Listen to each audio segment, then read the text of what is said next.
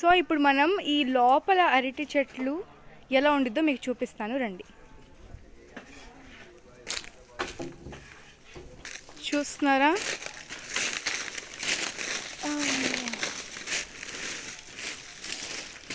ఇదంతా చూడండి ఎంత పెద్దగా ఉందో. చూస్తూనే ఉన్నారు కానీ ఖాళీ ఎవ్వరు లేరు. ఇక్కడ చూడండి డ్రాట్ నేల పగిలిపోయింది.